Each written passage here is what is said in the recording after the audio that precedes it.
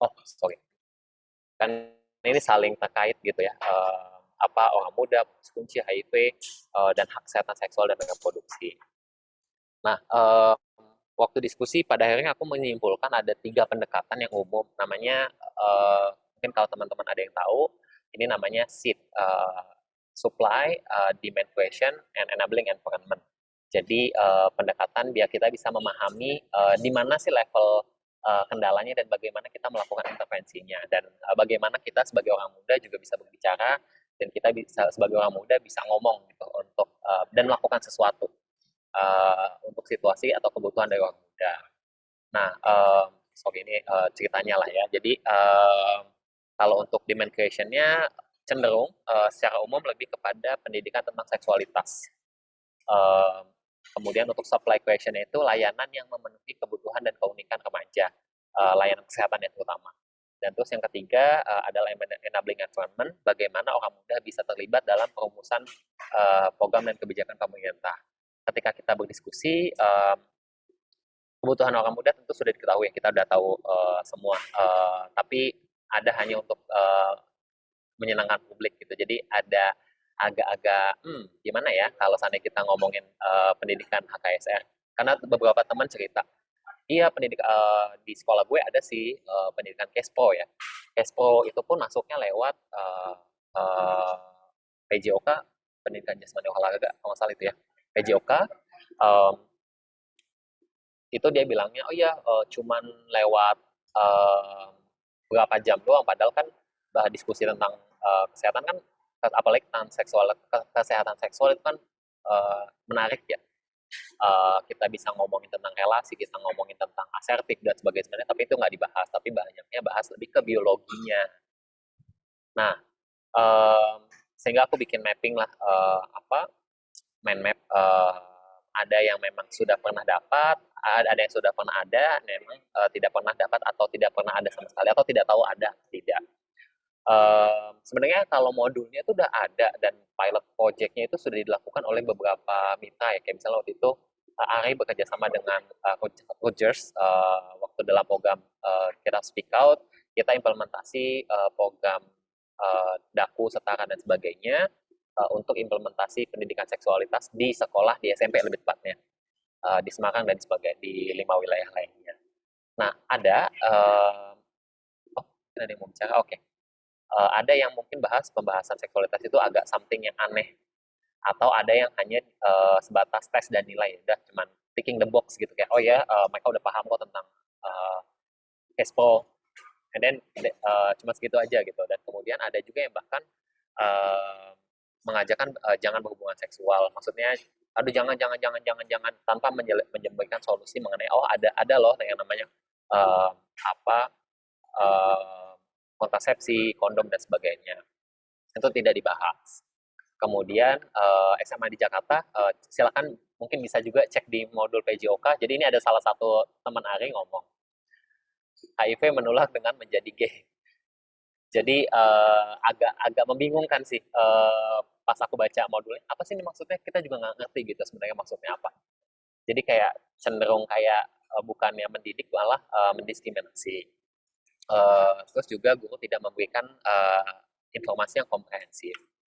Nah, tapi kan ini berdasarkan, jadi ada kalau untuk CSE itu ada namanya, adanya ITGSE ya, International Technical Guidance on Sexual Education.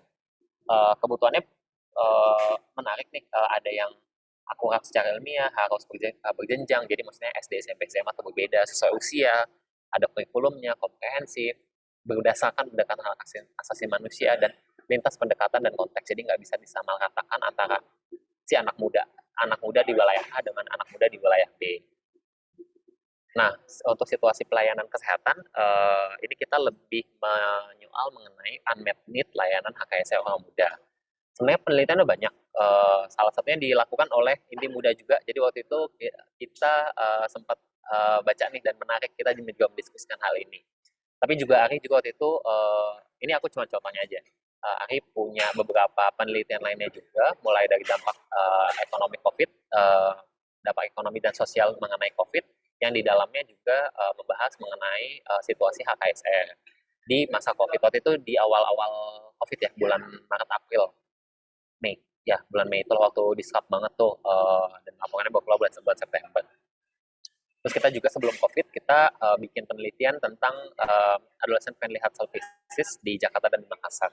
Dan temuannya juga menarik. Dan ini sebenarnya yang dari punya kita nih, yang adolescent friendly health services ini echoing banget sama yang punyanya Inti Muda. Jadi ini saling melengkapi banget. Dan menurutku menarik banget kalau kita bahas ini. Standarnya kan sebenarnya, dan bahkan Inti Muda menggunakan standar yang sama pakai WHO nih, yang WHO Indikator Adolescent Health Friendly Health Services. Pertama tentang accessibility. Tentu kan ada kebutuhan dari kita sebagai orang muda pengen punya kalau ngakses layanan itu yang dekat, pun kalau yang dekat itu yang ramah remaja. Kalau temuan kita waktu itu kan untuk yang PKPR, pelayanan kesehatan peduli remaja, itu hanya bisa dilakukan oleh puskesmas yang sudah madya kalau nggak salah. Aku lupa ada kayak leveling puskesmas gitu yang dia harus ada standar, harus ada ruangannya, harus ada dokternya, harus ada dan lain-lainnya. Dan itu sangat terbatas. Misalnya kalau di kelurahan di kecamatanku, misalnya itu ada di Pasar Rebo. Tapi untuk wilayah lainnya masih belum ada gitu. Apalagi di daerah yang misalnya kalau di Sulsel itu tuh kayak masih menginduk, kalau penyakitnya susah misalnya itu diunduknya ke rumah sakit yang prosesnya lebih ribet tuh. Terus ada efektivitas. Jadi waktu itu kita kan pakai namanya strategi misteri klien. Jadi mungkin bedanya dengan Inti Muda, kita pakai strategi misteri klien. Jadi anak muda yang secara bukan pura-pura sih, nyobain secara langsung lah PKPR di puskesmas. Dan ada beberapa mister klien bilang, oh ini prosedurnya membingungkan.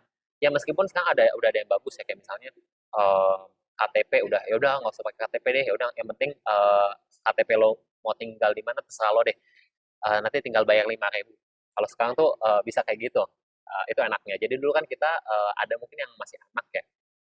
Salah satu mister klien kita, wis dia nggak punya KTP. Ya udah ada yang memang puskesmas yang sudah bagus, yang ya udah nggak apa-apa, kasih aja akses layanan. Yang penting nanti ada konsen, ada sebagainya. Um, dan waktu itu mister klien kita tidak sampai dengan tindakan, jadi cuma konseling aja, karena kan memang standar etikanya nggak boleh ya. Kalau penelitian kita ada tindakan medis apalagi. Um, jadi kalau health checking behavior, jadi kebutuhan untuk mencari kesehatan itu perspektif jadi ada konsep namanya health checking behavior, kebutuhan untuk mencari layanan kesehatan. Pertama, perspektif mengakses layanan kesehatan itu hanya ketika sakit. Jadi perspektifnya kuratif dan rehabilitatif. Jadi bukan untuk pencegahan atau promotif atau preventif. Nah, jadi kalau belum parah ya belum butuh akses. Jadi apalagi kalau untuk tes HIV ya. Jadi ya mereka kalau udah mulai curiga nih, kayaknya gue sakit nih, gue udah lemes nih, gue udah apa, baru mau tes HIV. Dan jika ada orang muda yang memiliki health checking behavior, maka sejauh apapun tempatnya dia akan tempuh gitu. Karena dia udah tahu, oh gue butuh nih untuk layanan kesehatan. Tapi memang layanan kesehatan harus siapkan. Kadang kan ada juga yang mungkin anak SMP, SMA, atau anak kuliahan ya baru bisa ke puskesmas itu. Kalau nggak pagi buta, sore atau malam, which itu sebenarnya kadang puskesmas itu buka jam 8, which kadang mereka lagi kuliah atau lagi sekolah. Mungkin ada juga yang yang sudah bagus. Ada misalnya ada puskesmas pembantu yang mungkin bisa bantuin layanan IMS. Terus juga ada puskesmas kecamatan yang ada juga layanannya sudah komprehensif dan sudah tertata. Terus ada yang bahkan salah satu beberapa mister klien kita nemuin bahwa ada yang bisa bookingnya lewat chat, lewat WA, lewat SMS itu bisa. Gak punya KTP nggak masalah, seperti yang tadi saya sudah jelaskan. Kebutuhan lainnya untuk layanan, kan memang anak muda itu butuh yang dapat diterima ya. Jadi kadang baru mau masuk puskesmas saja udah diinterogasi. Kenapa mau kesini? Kenapa mau gini? Jadi salah satu misalnya klien kita justru kesel gitu waktu masuk ke salah satu puskesmas di Jakarta. Dia nanyakan, Pak, mau ke layanan IMS, bisa nggak? Di mana? Terus ditanya-tanya, oh mau ngapain emangnya? Bla bla bla bla bla, ada KTP-nya nggak gini-gini. ribet gitu. Ada juga yang ada yang ngomong seadanya, oh yaudah nggak, udah nanti masuk situ aja langsung, atau daftar aja dulu atau gimana, dan standarnya itu masih belum, oh oke, satu kita harus bagaimana, dua harus bagaimana, tiga bagaimana. Dan tapi mungkin yang lebih menarik itu salah satu puskesmas itu sudah memang integratif banget, jadi kita cuma daftar nanti langsung masuk aja ke layanan, di layanannya langsung gitu tindakannya, which is bagus. Dan banyak pengalaman yang tidak menyenangkan mulai dari registrasi yang mulai ditanya-tanya. Jadi kalau ada salah satu cerita yang menarik, dia berkerudung kan, mau coba untuk pelayanan PKPR. Si petugas registrasinya kan kan kalau ngomongin hal yang sensitif biasanya orang kan akan tone-nya kan lebih rendah ya. Iya mau ngakses PKPR, malah dikencengin sama si petugas registrasinya, apa-apa mau ngelayan apa gitu, jadi kan orang bikin malu ya. Mulai kayak gitu macam-macam. Eh, dan banyak pengalaman-pengalaman menariknya, nanti bisa aku share PPT-nya. Tapi semoga belum sampai 45 menit.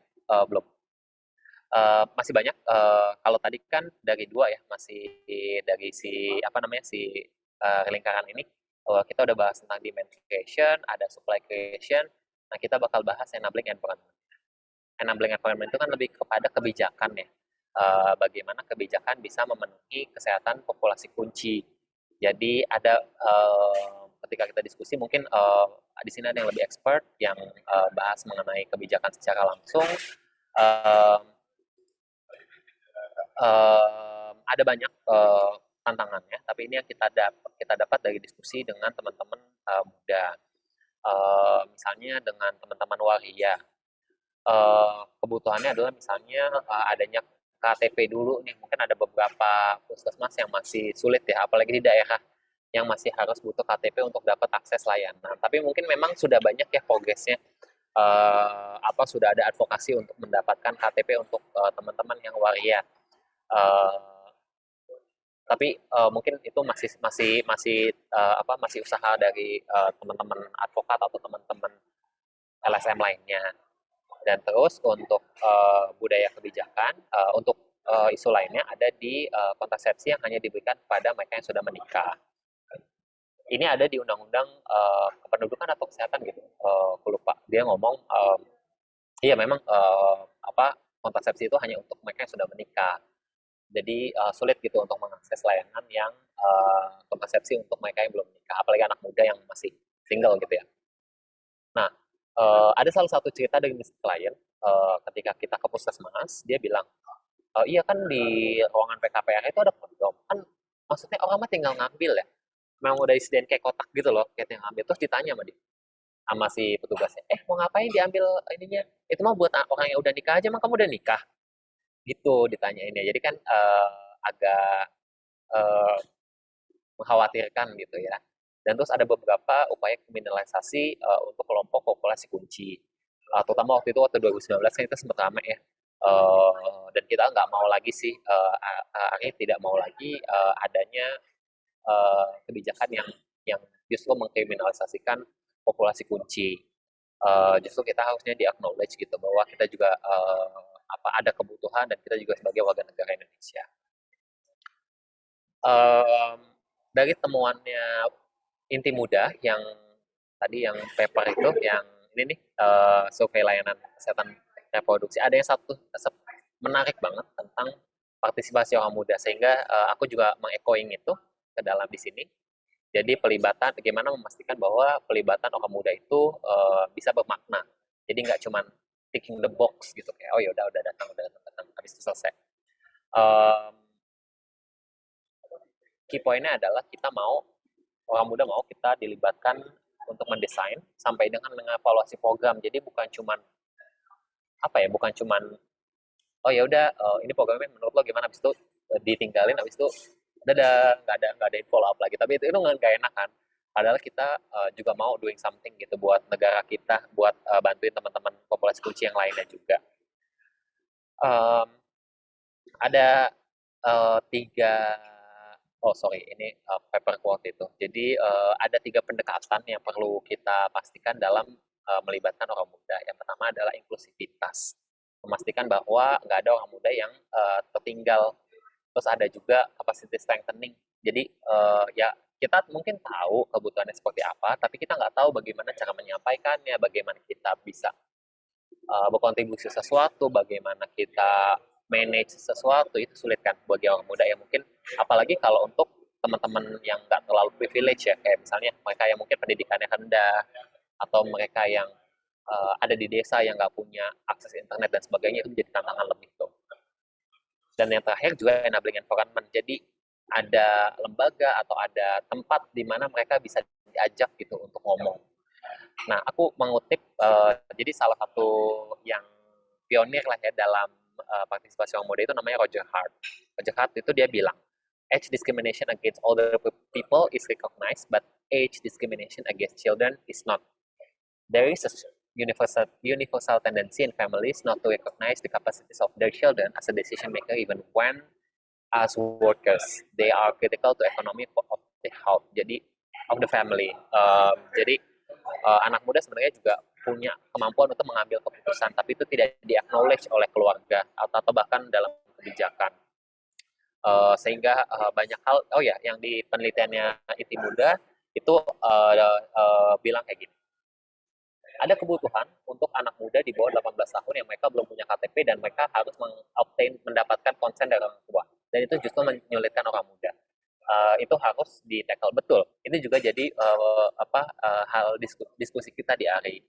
Iya ya, gimana ya caranya kalau seandainya anak muda terlibat pengen akses layanan kesehatan, apakah masih perlu akses KTP dan sebagainya atau legalitasnya atau dapat konsen atau enggak, itu harus di tackle tuh biar biar teman-teman juga mau untuk mengakses layanan.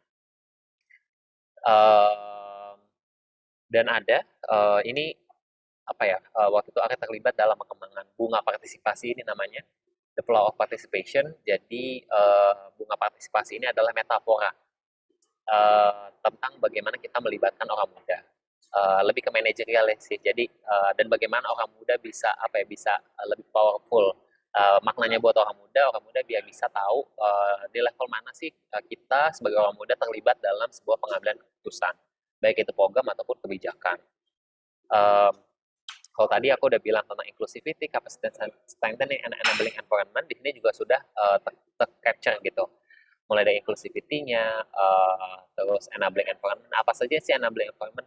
Ada dukungan dari orang dewasa, ada kebijakan yang mendukung, dukungan finansial, keuangan yang aman, keramah remajaan, dan juga fleksibilitas. Dan juga ada kapasitas strengthening. Nah, dalam bunga partisipasi ini juga udah ada bukan tahapan. Ada yang non participation dan juga ada yang participation, tapi ada derajatnya lagi. Ada yang memang dia, aku mungkin ini kali ya, annotate.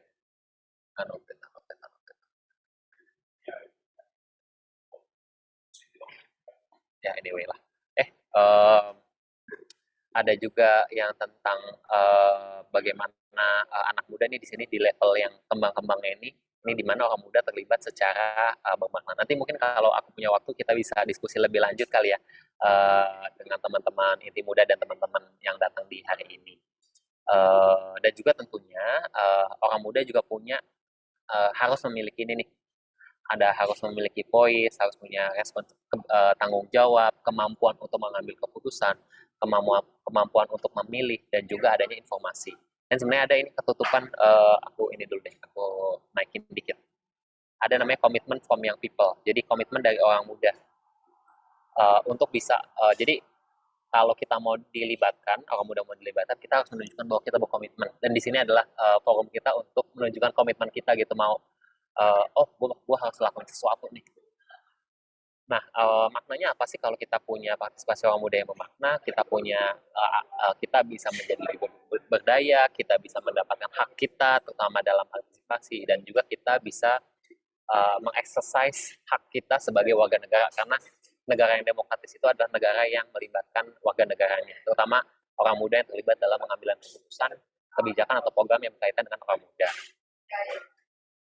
Oke, nanti ini agak ribet. So, mungkin itu dari aku. mungkin aku kembalikan ke Kak Andrian. Terima kasih. Monggo Kak Andrian.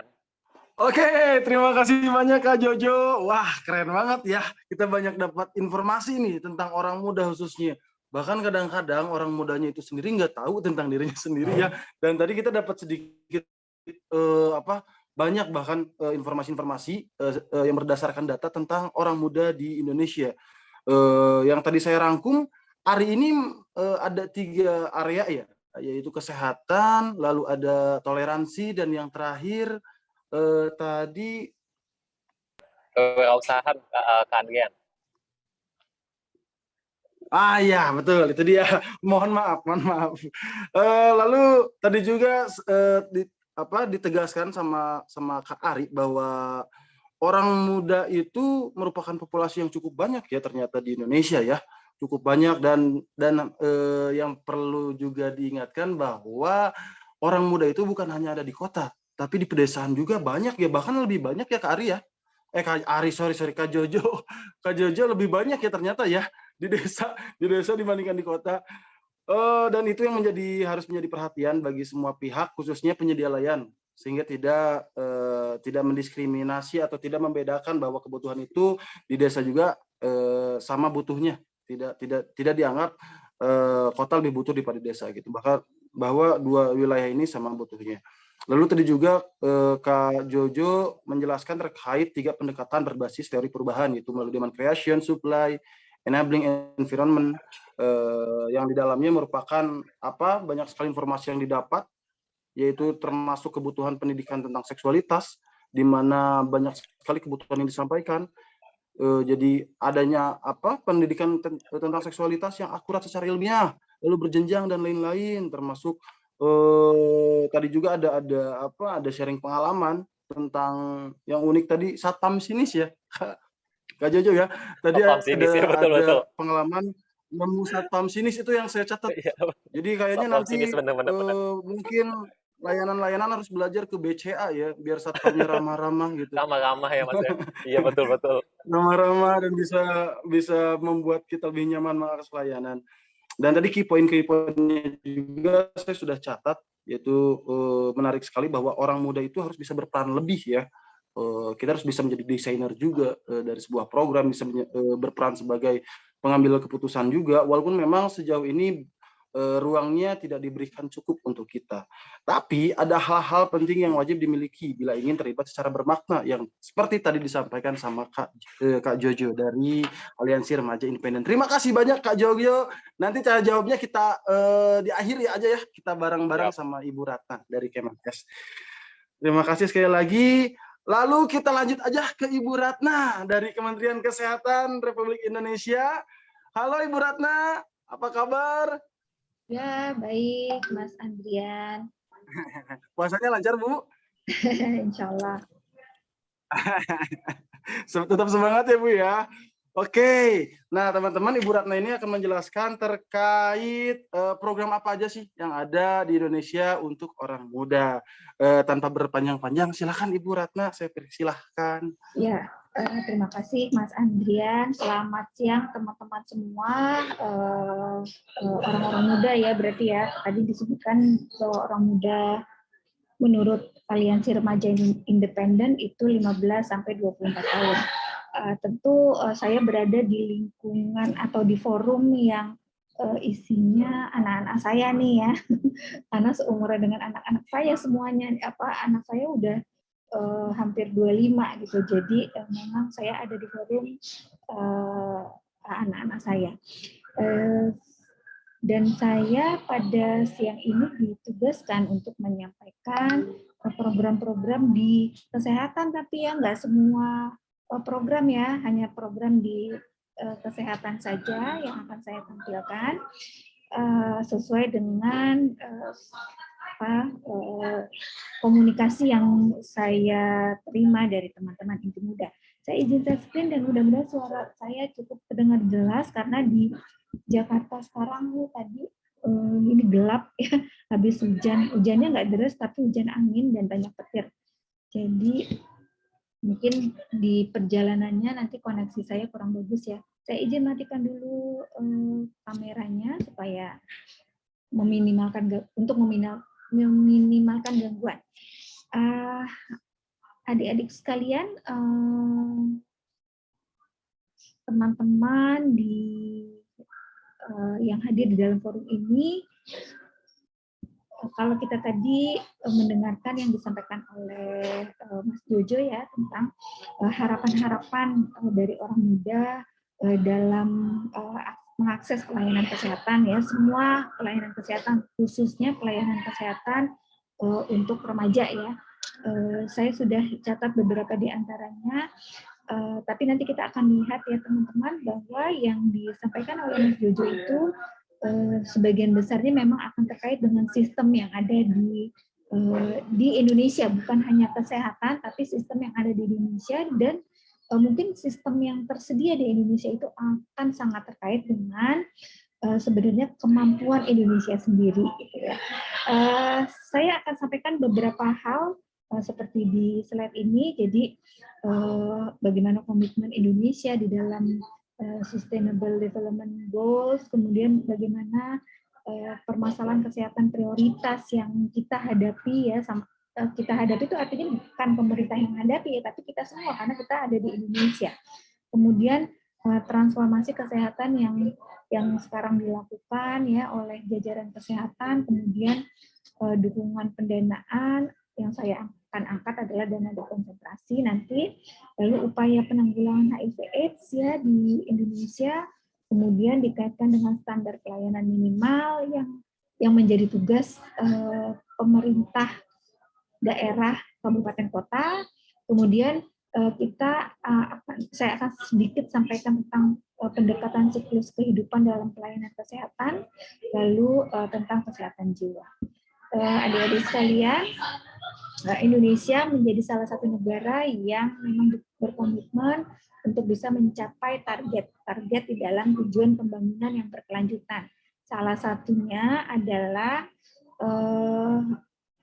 harapan atau cita-cita untuk mengakhiri epidemi AIDS, kemudian TB dan juga malaria pada tahun 2030, di samping juga untuk penyakit-penyakit yang lain ya, jadi mengendalikan penyakit yang lain, mengeliminasi atau mengeradikasi penyakit-penyakit yang lain ya, khususnya penyakit menular.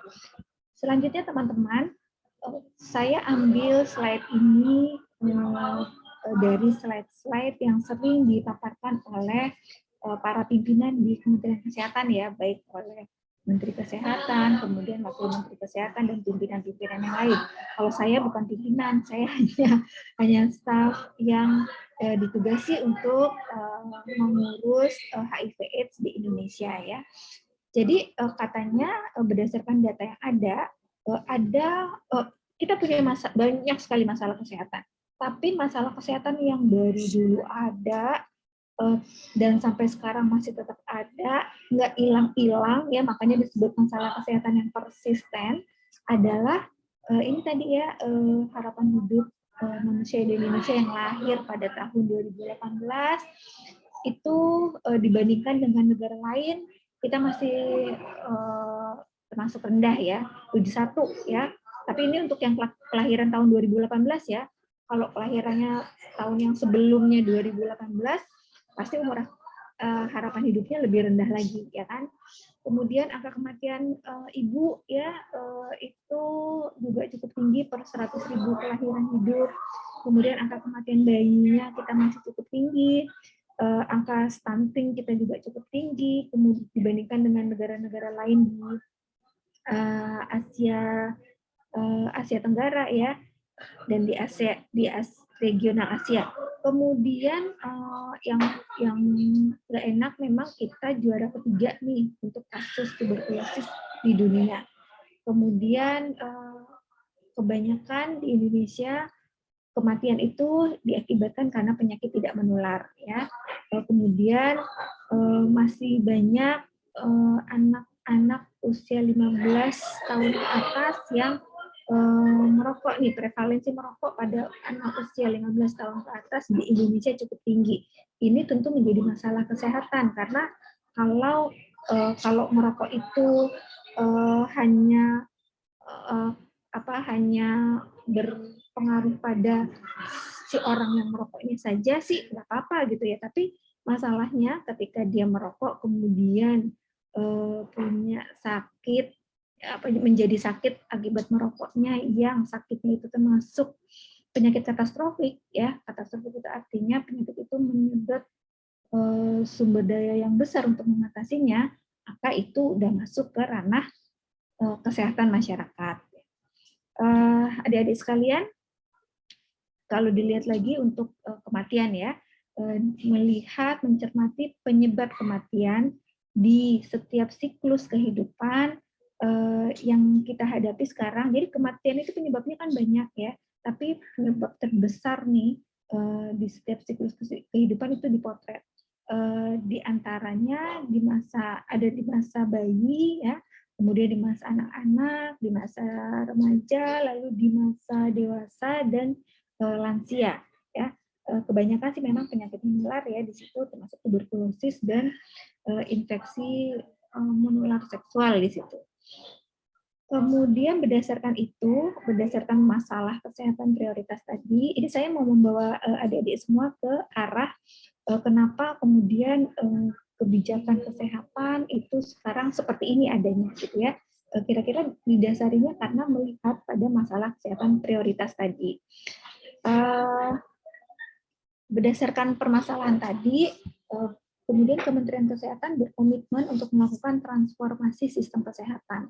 Kalau adik-adik bisa lihat di gambar ini, ada 6 pilar transformasi kesehatan yang direncanakan ya, sudah direncanakan dan dalam proses untuk mewujudkannya sejak tahun lalu ya. Itu kita punya 6 pilar. Pilar pertama adalah tentang transformasi layanan primer, yang di situ ada soal edukasi penduduk, kemudian pencegahan primer, pencegahan sekunder, lalu meningkatkan kapasitas dan kapabilitas layanan primer. Ya, kita lihat ya di edukasi penduduk 7 kampanye penduduk. Ini masih sistem kesehatan. Kalau yang sudah ada dan bukan menjadi bagian transformasi, maka itu akan tetap ada. Nah, yang bagian yang dianggap perlu ditransformasi itu yang dilakukan penguatan dengan 6 pilar ini, gitu ya. Seperti edukasi penduduk, maka berdasarkan data analisis data yang ada, maka nanti edukasi kepada penduduk akan diutamakan pada 7 hal ya, yaitu tentang imunisasi, gizi seimbang, olahraga, kemudian anti rokok, lalu sanitasi dan kebersihan lingkungan, screening penyakit ya. Jadi edukasi untuk screening penyakit ya. Jadi tadi seperti yang Mas Puji sampaikan, kita perilaku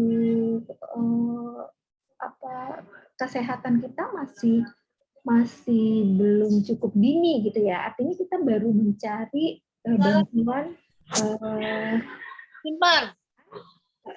kondisi kita sudah sebenarnya harusnya bisa lebih awal gitu ya.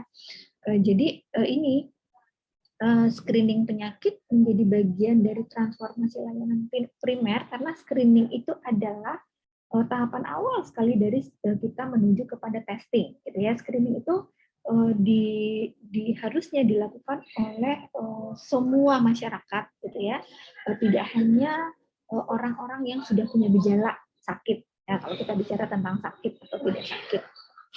Jadi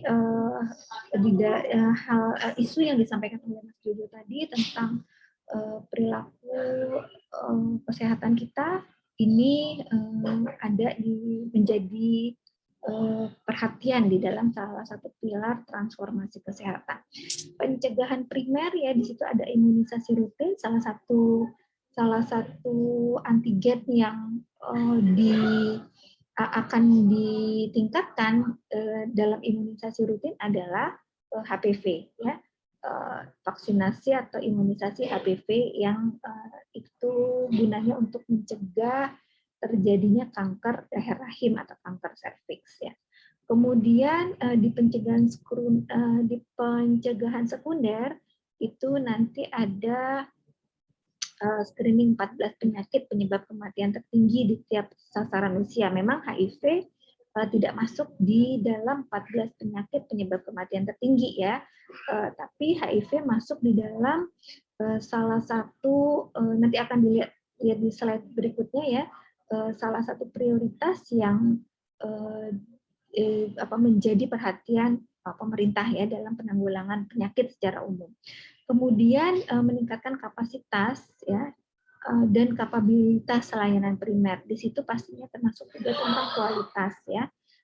Antara lain dengan penambahan puskesmas ya di 171 kecamatan di Indonesia. Kemudian pemenuhan SDM untuk kesehatan primer.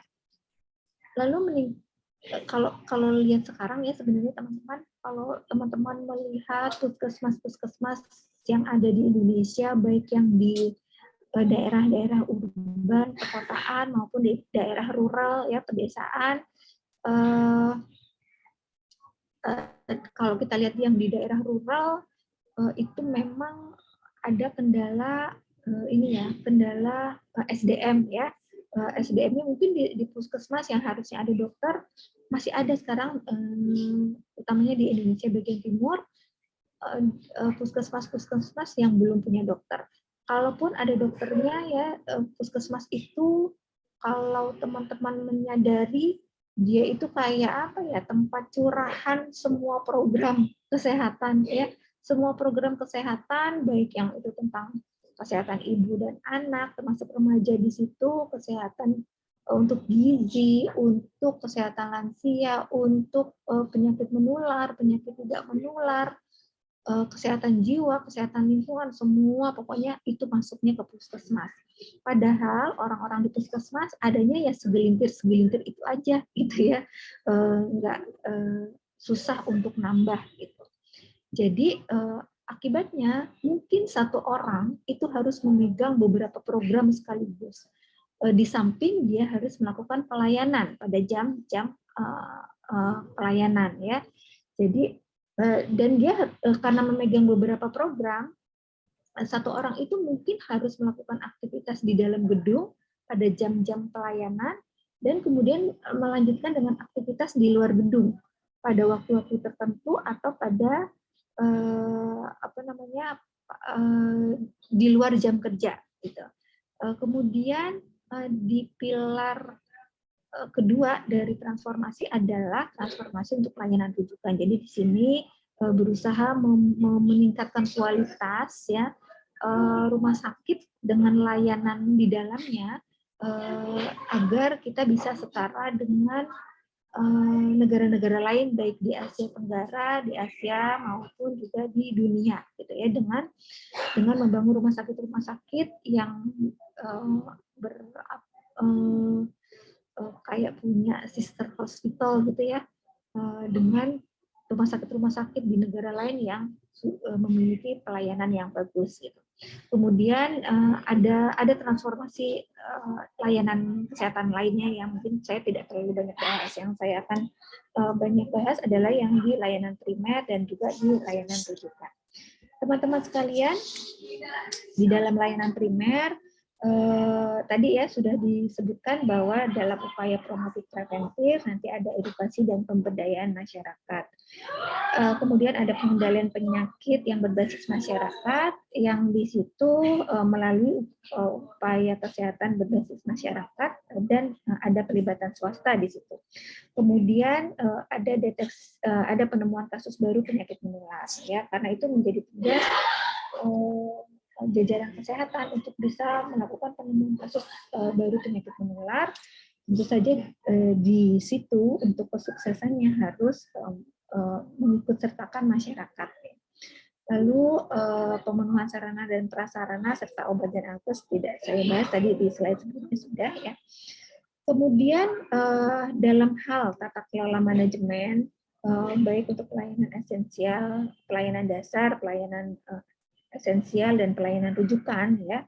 Itu ada penguatan manajemen puskesmas, lalu penguatan pelayanan esensial, lalu penguatan tata laksana rujukan termasuk rujuk balik, juga standarisasi mutu untuk FKTP swasta ya. Jadi FKTP yang bukan puskesmas.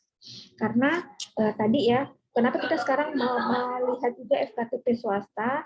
Karena kalau hanya mengandalkan FKTP yang puskesmas saja, dengan seabrek pekerjaan tadi yang orangnya double-double, mungkin kalau masyarakat di sekitar puskesmas, di wilayah kerja puskesmas akan bilang lu lagi yang datang gitu ya. Maka kita kemudian memang harus melirik kepada FKTP swasta untuk bisa membantu program pemerintah ya di kesehatan. Gitu. Jadi mungkin saja nanti misalnya ya PKPR itu bisa juga dilakukan, ya pasti harusnya bisa dilakukan oleh FKTP swasta ya, karena kalau FKTP baik itu milik pemerintah maupun swasta itu kan biasanya bekerja sama dengan BPJS ya, jadi mereka mengikuti skema JKN dalam melakukan pelayanannya. Artinya sangat dimungkinkan untuk melibatkan FKTP swasta dalam program-program kesehatan dengan baik dengan skema JKN maupun yang di luar skema JKN dengan perjanjian tertentu. Teman-teman sekalian masuk ke perlindungan dari kanker leher rahim. Ini salah satu bagian dari kesehatan reproduksi pastinya ya.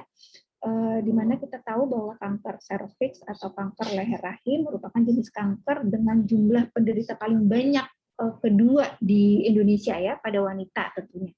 Karena yang punya leher rahim hanya wanita ya.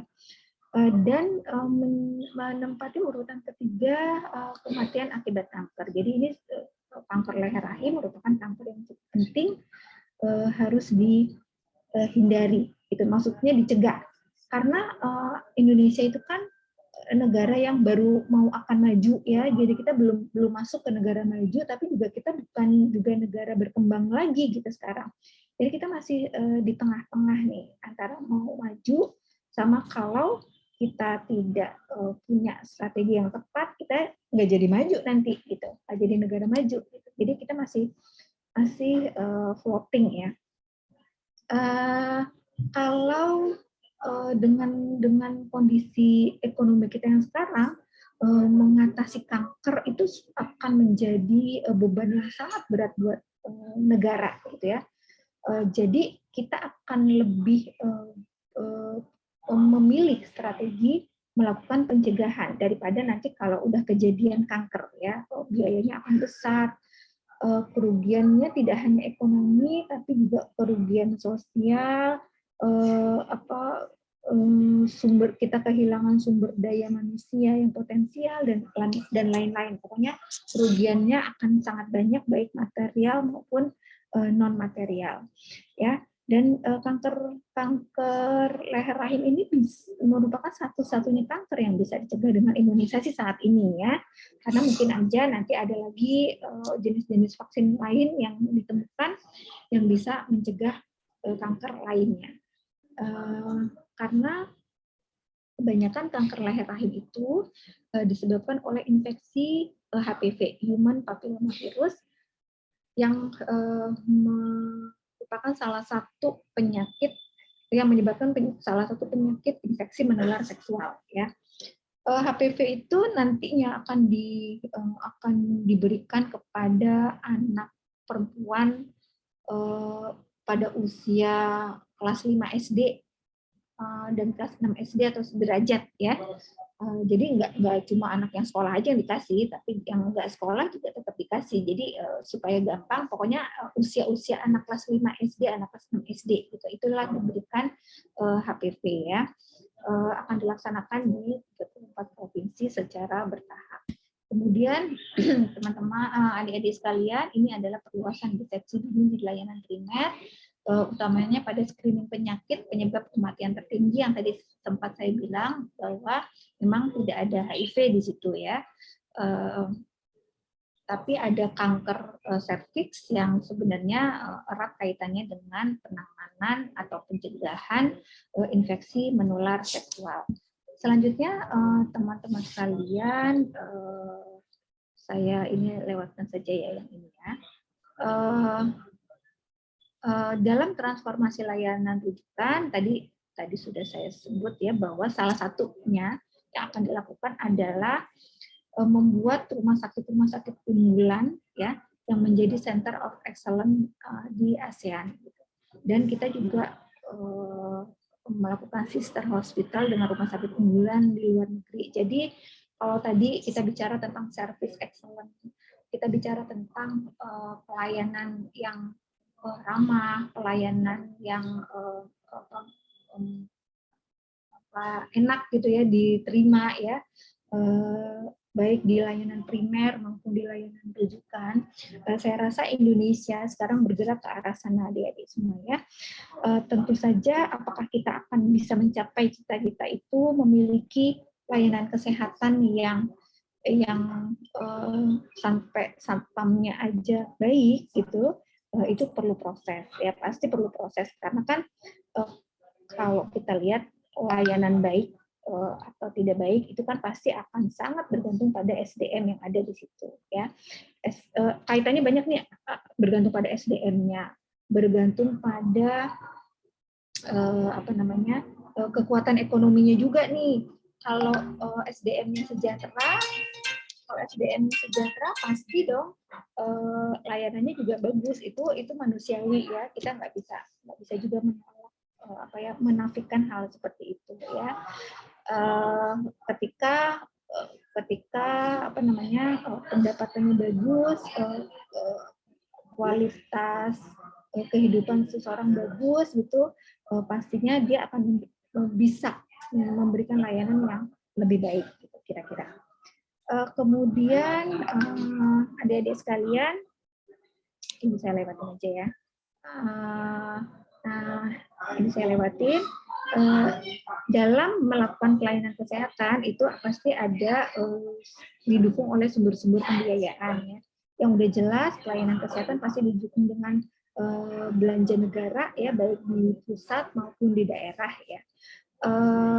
Saya mau mencontohkan saja di sini salah satu sumber pembiayaan untuk pelayanan kesehatan, di mana di situ ada yang terkait dengan penanganan HIV/AIDS dan juga PIMS, dan juga di situ ada yang terkait dengan pelayanan kesehatan pada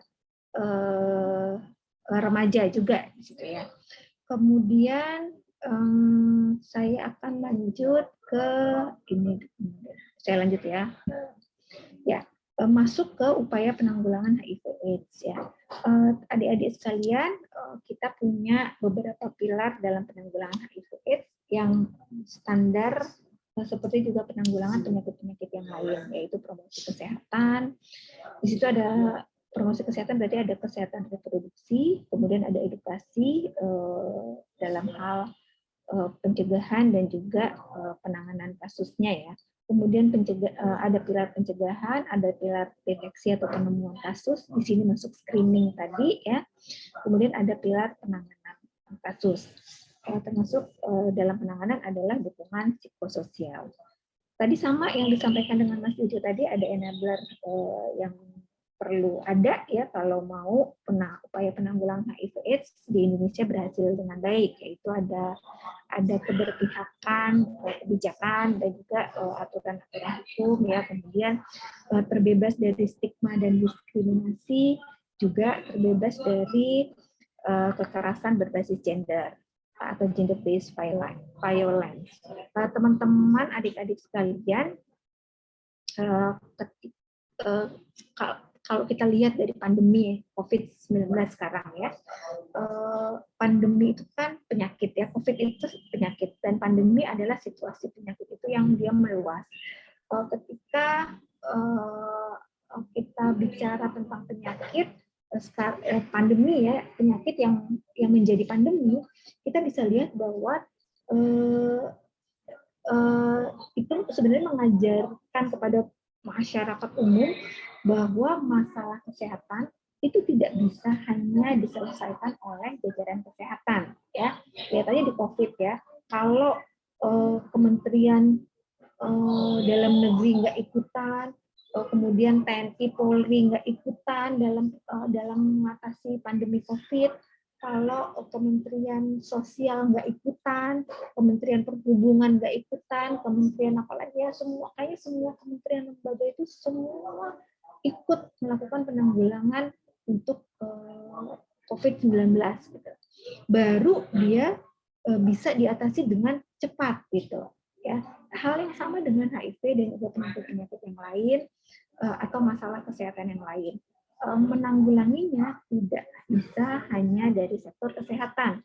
Dia harus dikeroyok oleh sektor-sektor yang lain yang terkait erat dengan tergantung jenis masalah kesehatannya atau jenis penyakitnya. Kemudian ini semua hanya menyampaikan informasi saja kepada adik ibu semua bahwa pemerintah daerah kabupaten kota itu punya tugas melakukan screening, ya, melakukan pelayanan kesehatan dasar pada orang yang punya risiko terinfeksi HIV. Pelayanan kesehatannya berupa apa? Memberikan edukasi perilaku risiko dan juga memberikan pelayanan screening kepada 8 kelompok yang berisiko terinfeksi HIV. Kemudian pelayanan kesehatan secara umum tidak hanya untuk HIV, itu dilakukan dengan pendekatan siklus kehidupan. Kalau kita pendekatannya siklus kehidupan, artinya remaja di situ masuk di dalam menjadi salah satu rangkaian di dalam pendekatan yang dilakukan untuk pelayanan kesehatan secara umum, termasuk juga untuk HIV dan AIDS. Ya. Lalu ada banyak peraturan-peraturan di bidang kesehatan yang mendukung pemberian pelayanan untuk remaja, ya. Salah satunya saya ambil di sini adalah Peraturan Menteri Kesehatan Nomor 21 Tahun 2021 tentang penyelenggaraan pelayanan kesehatan pada masa sebelum hamil, pada masa persalinan, dan masa sesudah melahirkan, pelayanan kontrasepsi, dan juga pelayanan kesehatan seksual. Yang di sini tidak hanya menyasar untuk perempuan, ya, tapi juga pasangan-pasangan perempuannya juga.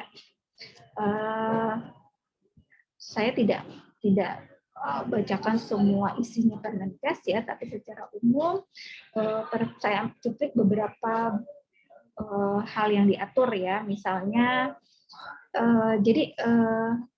kalau ditanya gimana kita bisa mengakses pelayanan kesehatan yang diatur di dalam Permenkes nomor 21 tahun 2021 ini.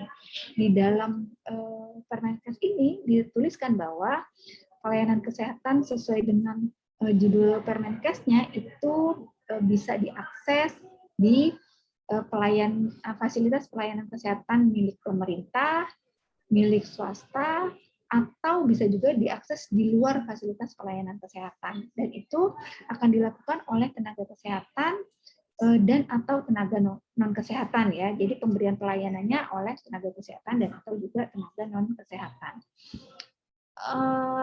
Nah, yang saya ambil nih tentang pelayanan kesehatan seksual, ya. Jadi pelayanan kesehatan seksual ini diatur, ya, agar setiap orang, berarti termasuk remaja di situ, itu menjalani kehidupan seksual yang sehat secara aman, tanpa paksaan dan diskriminasi, dan juga tanpa rasa takut, tanpa rasa malu, tanpa rasa bersalah. Jadi kehidupan seksual yang sehat, sebagaimana yang dimaksud pada ayat 1 di atas, itu adalah yang terbebas dari infeksi menular seksual, kemudian terbebas dari disfungsi dan gangguan orientasi seksual, lalu terbebas dari kekerasan fisik dan mental, kemudian mampu mengatur kehamilannya, dan sesuai dengan etika dan moralitas. Kemudian dia dilakukan baik di FKTP tingkat pertama pemerintah maupun swasta, dan juga di fasilitas kesehatan rujukan tingkat lanjut atau FKFPL baik pemerintah maupun swasta. Di dalam melaksanakan pelayanan kesehatan seksual tentu saja akan terintegrasi dengan pelayanan kesehatan yang lain, ya, seperti kesehatan ibu dan anak, kemudian keluarga berencana, pelayanan kesehatan reproduksi, kesehatan remaja, di situ masuk ya, kesehatan lanjut usia. Kemudian pencegahan dan pengendalian HIV/AIDS, hepatitis B dan infeksi menular seksual, sifilis ya, kemudian pencegahan risiko kanker servix melalui pemeriksaan IVA dan juga kesehatan jiwa. Adik-adik sekalian, salah satu kegiatan yang dilakukan di Kementerian Kesehatan dan maksudnya kebijakannya dikeluarkan oleh Kementerian Kesehatan dan implementasinya ada di layanan ya, di tingkat layanan di kabupaten kota adalah screening untuk calon pengantin. Jadi puskesmas melakukan pelayanan kesehatan reproduksi bagi calon pengantin ya. Screening Catin ini bukan ditujukan untuk menghambat pernikahan ya, bukan, tapi justru untuk berusaha kalau pada hasil screening ditemukan hal yang tidak normal atau tidak semestinya, maka bisa dilakukan penanganan secara dini gitu ya. Menikahnya sih tetap jalan gitu, menikahnya tetap jalan. Jadi screening ini tidak menjadikan pernikahan menjadi gagal gitu kira-kira ya. Hal yang dilakukan dalam pelayanan kesehatan reproduksi bagi Catin adalah konseling, ya, pemberian komunikasi, informasi dan edukasi tentang kesehatan reproduksi kepada calon pengantin. Lalu dilakukan screening kesehatan juga. Kami sedang berkoordinasi untuk bisa memasukkan screening HIV di dalam screening untuk calon pengantin ini. Tapi kita akan lihat ya bagaimana efektivitasnya nanti. Selain itu juga ada pelayanan kesehatan jiwa ya yang dilakukan pada penduduk usia 15 tahun ke atas yang punya risiko masalah kesehatan jiwa. Screeningnya dilakukan menggunakan instrumen tertentu baik yang ditujukan pada usia 15 sampai 18 tahun maupun pada usia yang lebih dari 18 tahun. Ya, jadi instrumennya beda-beda. Dilakukan oleh tenaga kesehatan dan atau oleh guru yang terlatih. Saya rasa itu ya Mas Jojo dan Mas Andrian dan adik-adik sekalian yang bisa saya sampaikan. Selanjutnya saya kembalikan lagi ke Mas Andrian. Oke, terima kasih banyak sekali untuk Ibu Ratna atas apa yang tadi dipaparkan. Sangat jelas sekali ya, bahkan menjawab beberapa poin yang sebelumnya sama Mas Jojo keluhkan. Tadi khususnya saya ini nih, waktu sebelumnya kan Kak Jojo bilang bahwa ada layanan yang melarang remaja mengakses alat kontrasepsi karena disebut belum nikah. Tapi ternyata melalui Permenkes 21 tahun 2021 ini terjawab ya bahwa siapapun sebetulnya bisa mengaksesnya dalam rangka pencegahan infeksi menular seksual dan kehamilan juga. Oke, terima kasih untuk Ibu Ratna atas paparannya. Oke, teman-teman. Kira-kira nih ada waktu buat kita tanya jawab, berdialog ya sesuai dengan judul kegiatan kita dengan para narasumber. Silahkan saya beri kesempatan di sini siapa yang mau bertanya. Dan ada hadiah pulsa loh, ada hadiah kuota nih buat yang mau bertanya. Silakan, kalau yang mau nanya angkat tangannya ya. Sambil saya tunggu yang mau bertanya, saya baca nih ada beberapa pesan dari dari kolom chat. Saya baca dulu ya. Pertama dari Kak Azfian, nih ada pesan nih. Layanan kesehatan punya pemerintah emang kayaknya udah common banget kalau pelayanan ini nggak ramah. Waduh. Apalagi layanan untuk remaja katanya Bu. Hambatannya jadi semakin berlapis. Mungkin ini masukan yang bagus untuk Ibu Ratna dari Kemenkes. Mari kita buat upaya monef layanan kesehatan terutama di pelayanan remaja dengan mengikutsertakan inti muda secara bermakna agar teman-teman muda nggak menghadapi hambatan lagi dalam mengakses pasien kes. Mantap sekali, terima kasih Kak Asfian atas masukannya. Lalu kita tampung dulu ya, lanjut lagi ke Kak Debi nih. Kata Kak Debi, dibutuhkan koordinasi dan komunikasi dengan layanan kesehatan terkait masalah atau pemahaman ramah remaja. Sehingga kasus-kasus yang ada di lapangan diketahui pihak layanan. Nah, tuh gimana tuh ada beberapa pesan tuh Bu, kayaknya ini mah ke Bu Ratna semua nih. Sini Kak Debi juga tadi ngasih pesan lanjutan. Oh ini pertanyaan nih dari Kak Debi. Berapa persen Kemenkes memberikan dukungan pendanaan yang disiapkan untuk penanggulangan HIV bagi anak muda? Mungkin bisa dijawab ya Bu Ratna ya? Ya, Mas Andrian, saya coba mengulas ya isu-isu yang disampaikan di dalam kolom chat ini ya. Yang pertama dari Mas Asfian, layanan kesehatan punya pemerintah, track recordnya itu nggak ramah ya. Ya, teman-teman sekalian, itu tadi yang saya sebut bahwa akan sangat bergantung. Jadi sebenarnya bukan situasional ya. Kita perlu juga berimbang juga melihatnya pada keseluruhan se-Indonesia gitu ya. Kalau kita pernah mengalami hal yang nggak enak di layanan kesehatan milik pemerintah, itu tidak berarti semua layanan kesehatan milik pemerintah seperti itu, ya kan? Karena kalau dilihat survei-survei yang dilakukan, kan layanan kesehatan pemerintah juga dinilai. Mereka harus melakukan survei kepuasan pelanggan, gitu. Yang surveinya itu diisi, biasanya ada kotak ya kotak di setiap rumah sakit atau puskesmas untuk laporan masyarakat. Jadi kalau teman-teman dalam mengakses layanan kesehatan baik di puskesmas maupun rumah sakit itu ada hal yang nggak enak, itu kan bisa disampaikan di dalam kotak saran ya, namanya ada yang bilang kotak saran atau pojok apalah gitu ya, namanya bisa macam-macam. Tapi dari situ layanan itu akan melakukan self assessment ya berdasarkan input-input dari layanan, dari masyarakat pengguna pengakses layanan. Di luar itu, kalau misalnya kita rasanya khawatir nih, saya masukin saran di kotak saran, jangan-jangan kertasnya ntar cuma dibuang aja, itu kan nggak dilihat gitu, nggak dibaca. Tapi sebenarnya jangan seperti itu sih ya teman-teman ya.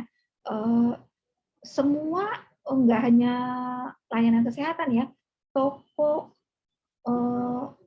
resto-resto pasti melakukan hal yang sama dalam rangka pengembangan restonya, dalam rangka pengembangan tokonya, jadi meminta saran dari pelanggannya, gitu kan?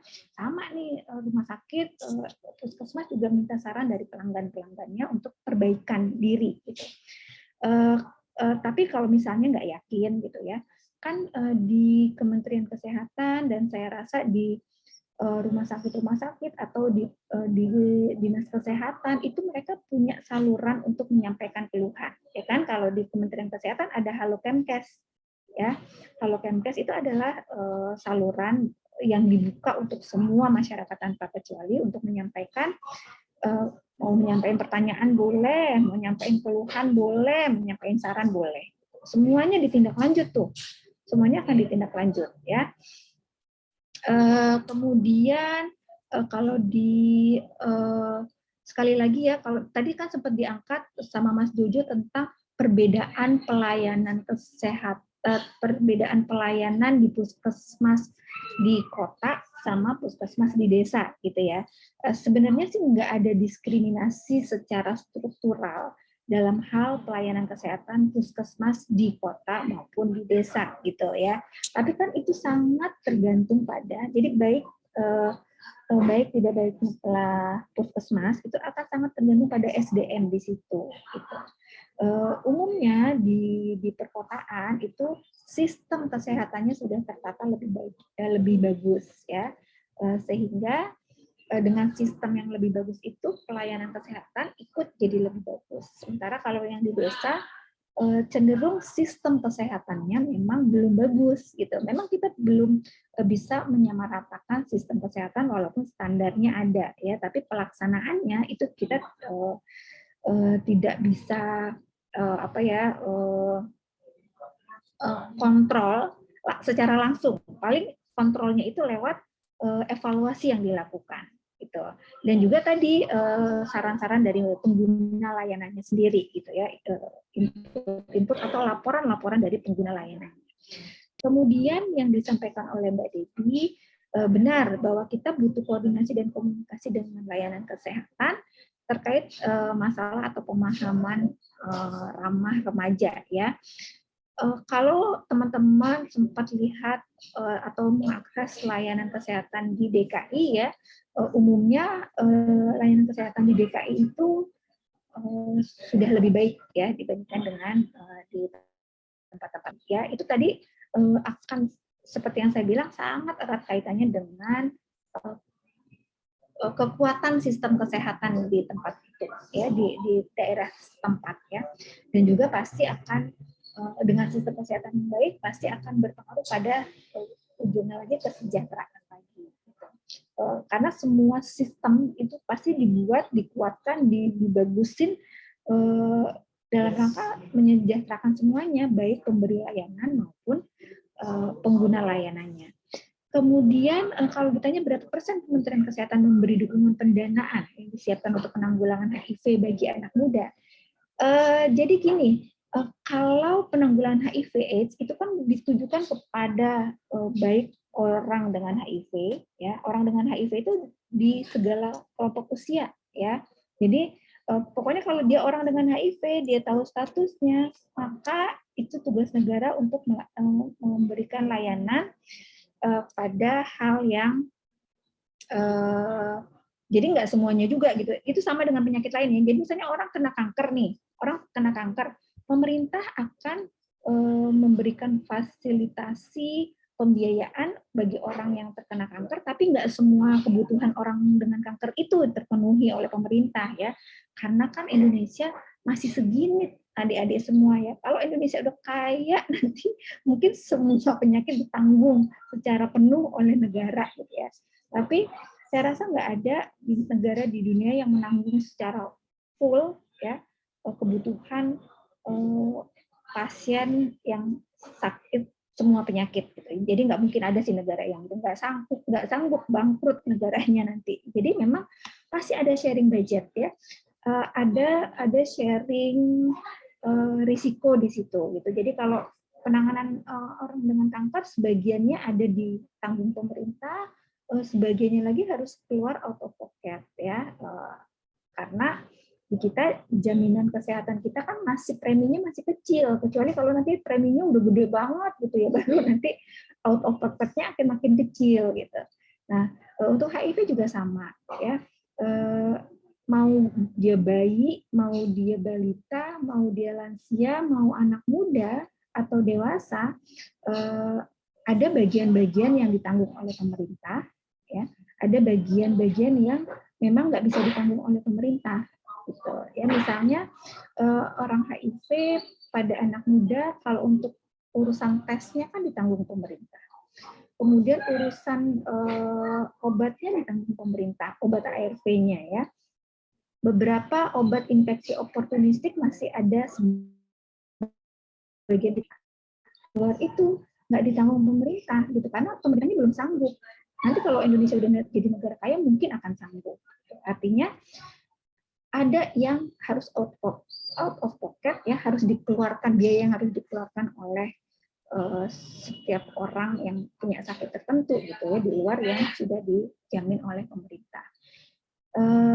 Kira-kira gitu. Jadi karena dia itu bisa sih dihitung berapa persennya ya untuk anak muda gitu, bisa sih dihitung, tapi itu bukan satu proporsi yang akan menandai kualitas pelayanan kesehatan saya rasa gitu kan ya. Karena kan kalau orang dengan HIV pada anak mudanya makin besar jumlahnya, pasti pendanaannya akan besar di situ. Tapi kalau proporsi kalau jumlah orang dengan HIV pada lansia ya nanti lebih besar gitu misalnya ya, tentu dananya akan di situ dengan otomatis gitu kan ya, karena kan pada prinsipnya semua orang dengan HIV itu ada bagian yang ditanggung oleh pemerintah. Itu akan beda ya artinya dengan kalau misalnya pertanyaannya Mbak Debbie tadi maksudnya adalah kita mau melihat kualitas perhatian pemerintah. Nah itu nggak bisa disamain sih seperti itu ya. Misalnya gini, biaya pendidikan, biaya kesehatan di Indonesia harusnya 10% ya dari APBN gitu. Kalau kurang dari 10% pasti kualitas pelayanan kesehatannya kurang gitu. Itu mungkin yang dimaksud seperti itu kalau Mbak Debbie ya. Kalau lebih dari 10%, nah itu berarti bagus tuh pelayanan kesehatannya nanti, gitu kira-kira. Tadi kalau pada yang dimaksud Mbak Debbie di pertanyaan itu sepertinya nggak seperti itu ya Mbak Debbie ya, arahnya nggak akan ke situ. Kemudian apa namanya, apalagi ya tadi ya? Apalagi Mas? Dibacain semua lagi atau Tadi udah. stop sampai sini? Pertanyaannya tadi sampai yang Kak Debbie. Mungkin saya lanjut lagi pertanyaannya ya Bu Ratna ya. Ini juga soalnya ada yang japri ke saya, ada yang kasih direct message. Jadi ada pertanyaan terkait kebijakan, Bu. Jadi sampai sejauh ini gimana nih katanya terkait kebijakan tes HIV dan pengobatan untuk orang muda di bawah 18 tahun. Karena baru aja kemarin katanya ada masalah. Jadi ada puskesmas, dia bilang dia bersedia untuk ngetes si anak ini yang di bawah 18 tahun ini, tapi ternyata positif. Dan ketika mau berobat dia nggak bisa karena nggak punya KTP katanya kayak gitu. Dan mau bilang ke orang tuanya takut. Nah, untuk kasus kayak gini gimana nih Bu Ratna? Ini terkait kebijakan.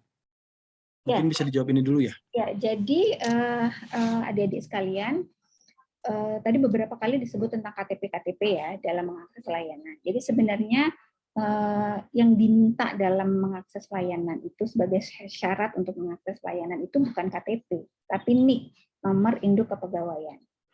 Kependudukan kok kepegawaian, saya karena pegawai negeri jadi ini nomor induk kepegawaian, maaf. NIK itu nomor induk kependudukan. Jadi yang menjadi syarat untuk mengakses layanan, sebenarnya bukan layanan kesehatan, tapi layanan apapun yang disediakan oleh pemerintah ya kan, bukan hanya kesehatan kan. Kalau mau beli tiket kereta, itu kan pakai itu juga, pakai NIK juga kan, gitu. Diminta NIK juga. Gitu. Jadi bukan KTP yang diminta, tapi NIK. NIK itu bisa diperoleh tanpa KTP gitu loh maksud saya. Ya, itu mungkin adik-adik perlu tahu juga ya. Jadi bukan kita minta KTP, tapi NIK-nya. Sekarang Dinas Kependudukan itu sudah membuat skema yang cukup sederhana bagi orang-orang yang membutuhkan NIK. Gitu. Jadi bisa aja dapat NIK. Bahkan anak yang di bawah 17 tahun kan juga, di bawah usia 17 tahun kan punya NIK. Begitu lahir dia punya NIK gitu kan. Walaupun dia nggak punya KTP gitu. Bayi kan nggak punya KTP tapi dia punya NIK gitu. Ya, jadi yang dimaksud seperti itu sih. Jadi kalau tadi 18 tahun ya, udah pasti punya NIK gitu kan. Dia pasti punya NIK. Jadi tinggal minta aja ke Dinas Kependudukannya. Nah, itu kan Bu yang itu terkait NIK-nya Bu. Kalau tadi katanya kalau terkait usianya gimana tuh Bu? Terkait relasi kuasa itu. Gak masalah juga? Ya begini. Kita kan tentu di dalam memberikan layanan ya, itu misalnya layanan pengobatan. Kalau karena dia positif pasti masuknya kan ke pengobatan kan. Nah, pengobatan itu dilakukan oleh dokter. Dokter punya aturan-aturan, maksudnya bukan dikeluarkan oleh dokternya ya, tapi dokter harus mematuhi aturan-aturan di dalam menyelenggarakan memberikan pelayanan kedokterannya, gitu kan. Kalau enggak nanti dia bisa dihukum, gitu ya. Kalau enggak dia bisa dihukum, dibilang melanggar kode etik dan melanggar peraturan. Gitu. Nah, salah satu peraturan itu harus jadi kalau memberikan layanan kedokteran, orang yang diberi layanan kedokteran tuh harus sadar, harus tahu tentang apa yang mau diberikan ke dia. Karena mungkin saja layanan kedokteran yang dia terima itu bisa berdampak pada kesehatan selanjutnya. Mungkin punya dampak kalau dia pengobatannya invasif, mungkin bisa berdampak pada gangguan kesehatan lainnya, mulai dari ringan sampai bahkan fatal. Nah, kayak gitu. Jadi harus orangnya tuh sadar tentang itu. Gitu. Kalau dia belum dianggap cukup bisa bertanggung jawab atau mempertanggungjawabkan kesadarannya itu yang di negara Indonesia diatur usianya 18 tahun gitu ya. Jadi bukan dokter yang ngatur nih, yang ngatur negara gitu ya. Bahwa yang dianggap sudah cukup sadar gitu, bisa bertanggung jawab terhadap dirinya itu adalah 18 tahun, maka dokter cuma ngikutin aturan negaranya. Gitu, kira-kira gitu ya Mas ya. Aturan negaranya begitu. Kalau aturan negaranya diubah jadi 15 tahun ya dokter ngikutin 15 tahun. Kalau aturannya diubah jadi 20 tahun ya dokter ngikutin 20 tahun gitu. Kira-kira seperti itu. Jadi dia tidak berdiri sendiri gitu. Ya, karena dokter pun ketika memberikan layanan kedokterannya dalam hal ini pengobatan ya, dia punya aturan batasan-batasan aturan-aturan yang kalau dilanggar dia juga masuk penjara gitu kira-kira ya. Mudah-mudahan bisa dipahami ya. Oke, siap. Makasih Bu Ratna. Jadi yang boleh saya simpulkan adalah untuk NIK yang diminta itu NIK ya, Bu Ratna ya, bukan KTP, dan NIK itu ada di kartu keluarga juga kalau nggak salah ya. Iya, ada. Ada, bisa diakses juga di dokumen kartu keluarga. Jadi bukan kartunya, tapi nomor induk kependudukannya. Dan untuk masalah umur di bawah 18 tahun, kata Bu Ratna, negaranya belum ngizinin, katanya gitu kan. Ya udah, saudaranya seperti itu, negaranya belum ngizinin. Mungkin PR kita bersama, seperti apa yang tadi Kak Jojo sampaikan sebelumnya, bahwa sebetulnya orang muda sudah bisa mengambil keputusan, hanya saja ruangnya belum diberikan, belum difasilitasi, dan ini tugas kita sebagai representasi orang muda untuk memperjuangkannya. Saya lanjut lagi nih, ada 10 menit terakhir, saya lanjut lagi ke kolom pertanyaan di chat. Tapi kalau ada yang mau open mic langsung aja ya, resen ya, biar saya nanti kasih izin buat, jadi biar ngobrol langsung nih, suaranya kedengeran nih. Ini saya lanjut ke Kak Jojo, kata Kak Jojo, betul tadi menanggapi yang tadi ya Bu ya, yang perlu kita apresiasi adalah pemerintah sudah coba untuk bisa menyediakan layanan yang terbaik, sepakat sekali. Peranan orang muda adalah untuk memastikan layanan yang lebih baik dan mengakomodir kebutuhan si orang muda tersebut. Jadi intinya kita fungsinya monitoring aja. Ya. Lalu ada pertanyaan dari Kak Raudatul Jannah. Saya hidup di daerah Kabupaten Sukoharjo. Ini masuknya daerah desa, Bu, katanya. Ini menanggapi yang desa kota tadi kayaknya. Saya melihat layanan dan edukasi mengenai kesehatan reproduksi dan HIV/AIDS belum menyeluruh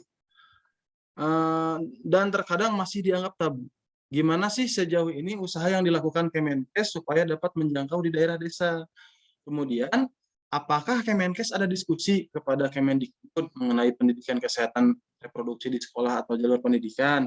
Sebab saya memperoleh informasi kesehatan reproduksi dan HIV/AIDS yang lebih komprehensif malah melalui media sosial dan internet, bukan dari sekolah. Gimana tuh Bu, kira-kira? Ya, saya jawab bagian pertama dulu karena ada dua bagian ya yang disampaikan oleh Mbak Rodotul Jannah nih. Dipanggilnya siapa nih? Jannah atau siapa? Jannah aja deh kayaknya. Ya, oke. Jadi kebijakan yang dikeluarkan oleh Kementerian Kesehatan. Kementerian Kesehatan tuh cuma bisanya ngeluarin kebijakan loh, ya, karena implementernya itu adalah di kabupaten kota dan di layanan. Layanan itu ada FKTP, puskesmas, FKRTL, rumah sakit, gitu ya. Itu adanya implementernya itu adanya di situ. Kebijakan dari Kementerian Kesehatan kan ada edukasi untuk kesehatan reproduksi, ada program-program untuk kesehatan reproduksi. Jadi kalau misalnya di daerah Kabupaten Sukoharjo itu kalau ibu kota kabupatennya ya nggak masuk desa lah, ya kan? Itu akan sangat bergantung sama pemerintah daerah setempatnya, ya bagaimana mereka mengimplementasikan kebijakan yang sudah ada. Bahkan di Permenkesnya juga sudah ada gitu ya di situ. Artinya ya memang itu tadi ya bahwa kesehatan itu kalau cuma diurus oleh orang kesehatan nggak bakal sukses deh gitu. Karena kalau di daerah kabupaten kota penguasanya kan pemerintah daerah kabupaten kota ya.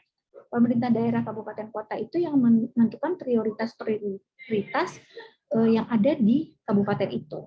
Kalau dia menganggap kesehatan nggak prioritas, yang prioritas adalah untuk pendidikannya misalnya ya gitu, maka pendidikannya yang maju gitu. Kira-kira gitu ya Mbak Jannah ya. Jadi secara kebijakannya sudah ada, tinggal bagaimana implementasinya di sana.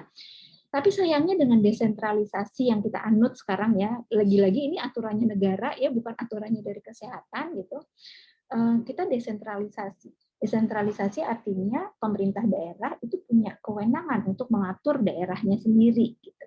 Ya, pemerintah pusat nggak bisa ngasih sanksi, ya kan, nggak bisa ngasih sanksi sampai ke sana gitu. Paling kita melakukan monitoring dan evaluasi, memberikan feedback dan sebagainya. Sanksi nggak bisa. Di sana kan punya kerajaan sendiri, ya kan, di daerah gitu.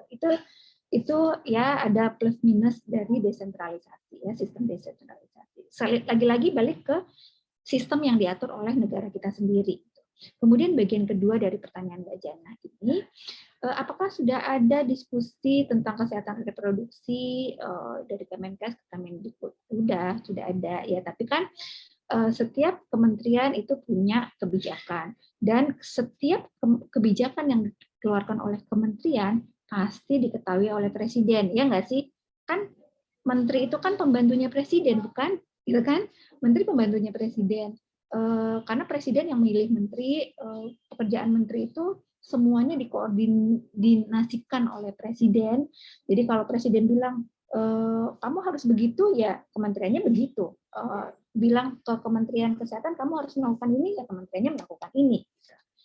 Jadi artinya dalam hal kesehatan reproduksi, Kementerian Pendidikan menganggap bahwa kesehatan reproduksi sudah cukup diberikan, ya mereka menganggapnya gitu, sudah cukup diberikan pada kurikulum yang ada sekarang gitu.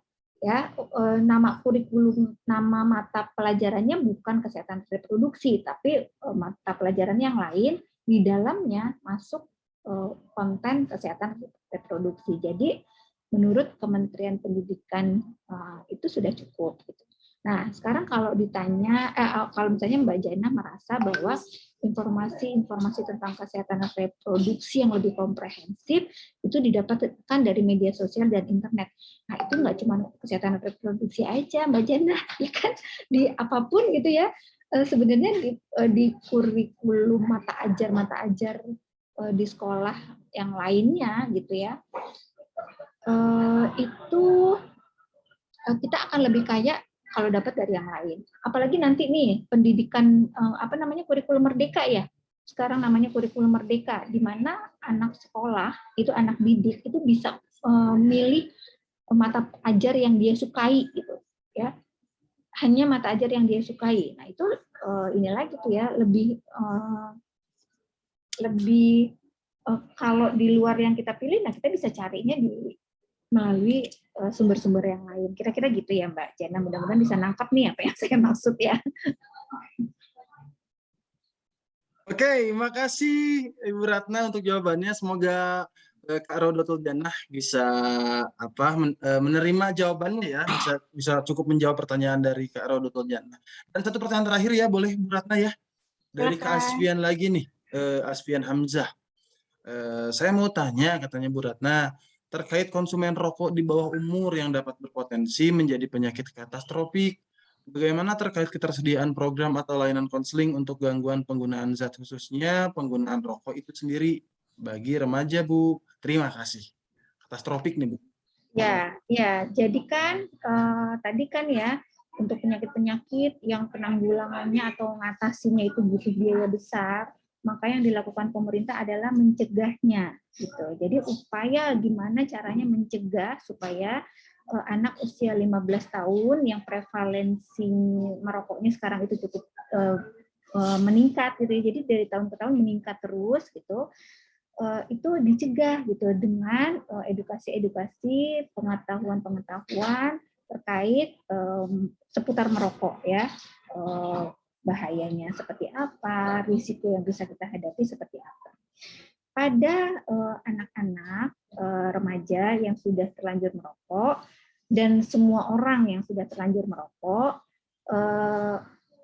yang ingin berhenti merokok itu ada namanya saya lupa namanya. Jadi konseling berhenti merokok. Apa ya istilahnya, saya lupa ya namanya. Jadi ada hotline ya yang bisa diakses. Di situ tersedia tenaga-tenaga konseling ya, tenaga konselor yang akan membimbing pengaksesnya untuk bisa berhenti merokok. Itu bisa anonim ya, bisa anonim. Jadi nggak ditanyain KTP, nggak ditanyain NIK, ya itu. Jadi bisa siapa aja anonim boleh, itu bisa mengakses itu. Jadi pola pikir kita ya, jangan ke pola pikir kita harus bergeser ke pencegahan ya.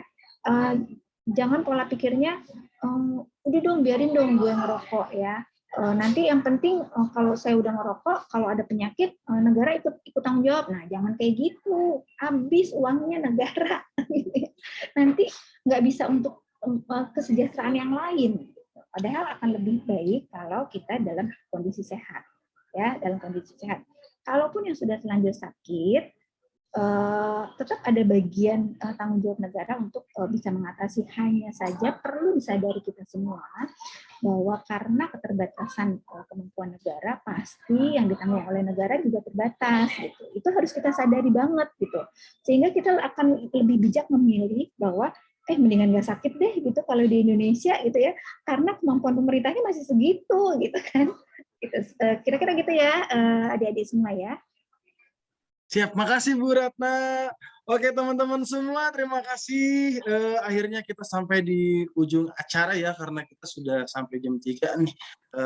Jadi yang mungkin bisa saya simpulkan bahwa memang Kementerian Kesehatan selaku instansi tertinggi di area kesehatan yang memprakarsai kesehatan di Indonesia selalu memberikan upaya terbaiknya untuk membuat kita sehat, termasuk orang muda. Hanya saja memang ketika ada hal-hal yang dirasa belum terfasilitasi, Kementerian Kesehatan sangat terbuka untuk bisa berkomunikasi dan berkoordinasi demi Indonesia yang lebih sehat ke depannya. Hanya saja memang seperti yang Kak Jojo sampaikan di awal juga, bahwa apabila kita ingin dilibatkan secara bermanfaat, terdapat hal-hal penting yang wajib kita miliki. Nanti disampaikan tuh melalui the flower of participation. Paling itu kesimpulannya. Terima kasih, tepuk tangan buat kita semua, keren. Terima kasih untuk Ibu Ratna dan Kak Jojo atas waktunya. Terima kasih Terima kasih banyak. Semoga sehat-sehat selalu. Dan untuk Kak Aspian, Kak Debbie, dan Kak Rodotul Jannah, boleh dikirimkan nomor handphonenya secara direct message ke Inti Muda Indonesia ya, di kolom chat. Dan sebelum kita berpisah, mungkin kita bisa foto bersama terlebih dahulu. Untuk yang bisa on cam, silahkan on cam. Untuk yang sedang di perjalanan atau tidak bisa on cam, tidak apa-apa. Yuk, kita buka dulu kameranya yuk. Nah, kan kelihatan ganteng-ganteng dan cantik-cantik. Waduh, waduh. Fotonya akan diambil sama Kak admin Inti Muda Indonesia ya. Ya, termasuk Kak ya. Oke, siap. Ya, kita hitung semuanya bisa. 1, 2, 3. Sekali lagi. 1, 2, 3. Oke, sudah. Kok bunyi sih, bagus. Thank you. Oke, terima kasih teman-teman semua. Untuk kakak-kakak yang tadi menang juga, jangan lupa untuk Kak Rodotul Jannah, Aspian, dan Kak Debbie untuk kirim nomor handphone-nya untuk mendapatkan hadiah kuota. Dan untuk Kak Jojo, Ibu Ratna, terima kasih kembali dari saya. Akhir kata, saya tutup aja kegiatan ini. Dan selamat menunggu 3 jam waktu berbuka untuk yang menjalankan. Semoga lancar. Akhir kata, Assalamualaikum warahmatullahi wabarakatuh. Selamat sore teman-teman, salam sehat dan selamat beristirahat. Dah.